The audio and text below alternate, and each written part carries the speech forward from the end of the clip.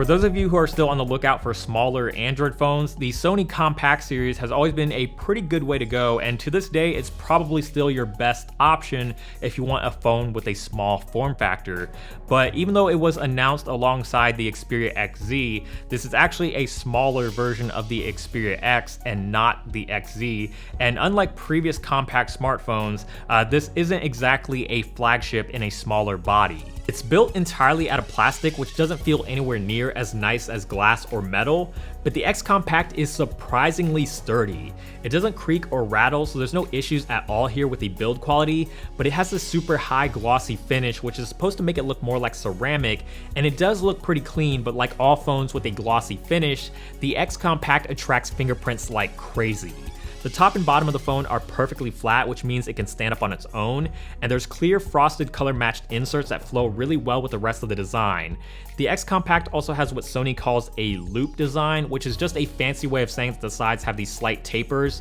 that make the transition between the plastic and glass a lot more seamless, and also makes the phone feel a lot more comfortable in the hand, but it still has that signature Sony rectangular shape. The best part about the X Compact is that it's really easy to use in one hand, and that's sort of the whole point behind having a compact phone. And with so many large screen Android phones out there these days, it's really refreshing to go back to a phone that's smaller and has a screen that can easily be reached with just your thumb from both top to bottom and left to right without having to do any crazy hand maneuvers in order to do it. Going around the device, you have the headphone jack up top, USB Type-C port on the bottom, a SIM card slot that also doubles as a micro SD card slot on the left, and finally on the right side you have the power button, volume rocker, and the dedicated camera shortcut key that you typically find on Sony phones. The dedicated camera shortcut key is super convenient because it works as a physical shutter, and it's also a fast and direct way to get right into the camera, but having 3 buttons on one side makes it feel a tad bit cluttered,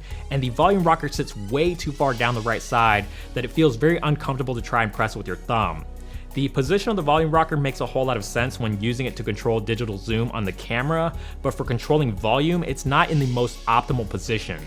The X Compact does have a fingerprint sensor embedded in the power button, but unfortunately this feature again is not available on the US version for reasons that we'll never know, and if water and dust resistance is important to you, you're not getting that on the X Compact either. The screen is a 4.6-inch IPS LCD with a resolution of 720p, which doesn't sound very mind-blowing, but 720p works perfectly fine on this smaller display. It's sharp enough that I didn't have any issues with reading text, and the screen itself is generally pretty good despite how it may sound on paper. It's got really nice color and saturation, good viewing angles, and it's surprisingly very bright, making it easily viewable outdoors in direct sunlight. I didn't find typing on this smaller screen to be much of an issue either, but if you're big on watching YouTube, Netflix, or playing a lot of mobile games, it's definitely not as enjoyable of an experience. It feels very cramped, but if you only play games or watch YouTube occasionally on your smartphone, then it's not going to be that much of a deal breaker. Above and below the display, you have 2 tiny slits for the dual front-facing stereo speakers, and I found the overall volume to be a little on the quiet side for front-facing speakers, but the sound coming out of them is actually quite good. It's clean and doesn't get distorted at all, but you'll get a much better audio experience by plugging in a pair of headphones. The X Compact has built-in support for high-res audio like FLAC, but if you don't have any high-res audio files, the X Compact can also upscale any compressed music files to give it more of a high-res sound. Even though it's not packing top-tier specs, performance hasn't been an issue on this device. It's been very responsive and fast in regular everyday use, and it even runs high-end games extremely well. The load times are a little bit longer with some games, but once the game loads up, it runs very smoothly and rarely ever drops a frame. The Snapdragon 650 and 3GB of RAM may sound a little underwhelming, but it works really well for the X Compact, and since it's only powering a 720p display, the processor isn't having to work as hard to push all those pixels. The software experience also helps out a lot with the performance of this phone. It's running Android 6.0 Marshmallow with Sony's custom skin on top,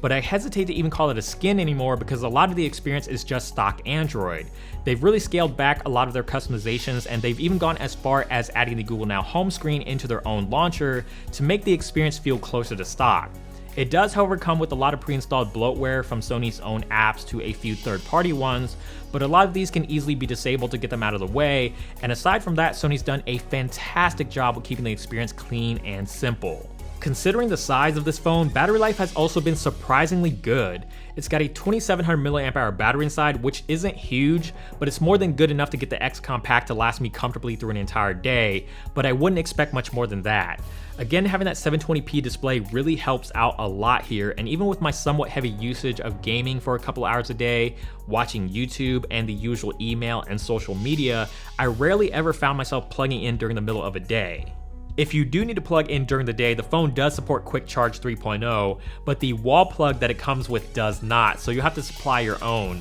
The phone shouldn't take that long to charge anyway, since it doesn't have a massive battery, but it doesn't make a whole lot of sense why Sony chose not to include a quick charge compatible wall plug with their phones. Sony is also making a pretty big deal about the camera on the X Compact. The front camera is a fairly standard 5 megapixel camera that's also wide angle, so it works perfectly for selfies, but the rear camera is a 23 megapixel sensor, and it's the same sensor that's on the higher end Xperia XZ. To improve their camera, they've added a new laser autofocus system to help with sensing distance and taking better photos in low light, and there's a new color sensor to help you get much better white balance. The real kicker here is that the X Compact has 5-axis image stabilization for both the front and rear cameras when recording video, but there's no physical hardware inside to make the stabilization happen. All of Sony's camera stabilization is purely software based, and before you get too excited, the 5-axis stabilization only kicks in when you're recording a macro shot, so unless you see macro show up in the corner of the viewfinder, you're only getting 3-axis stabilization. Even then, the 3-axis stabilization works really well to keep the footage stable without any noticeable warping or distortion, but it's really strange that Sony hyped up this feature and it only works in a very limited situation. The camera app is the usual camera app that we've come to expect from Sony. It doesn't look like it's changed all that much from other Sony phones, if at all. You can swipe up or down on the screen to switch between the different modes like Superior Auto, manual, video recording, and the variety of camera effects that Sony always includes with their camera. It isn't the most intuitive camera app, and HDR is still only available when shooting in manual, but overall the camera experience is fairly straightforward. The camera is really quick to launch and snap photos, and the photos that it takes are well above average. They're incredibly sharp and well detailed, and there's a good amount of color and saturation, but they definitely have a much more natural look to them versus the oversaturated look that you might get from some other phones. The camera also has a predictive hybrid autofocus feature that can continuously track moving subjects and capture them without motion blur, and as long as the subject isn't moving at a ridiculously fast speed,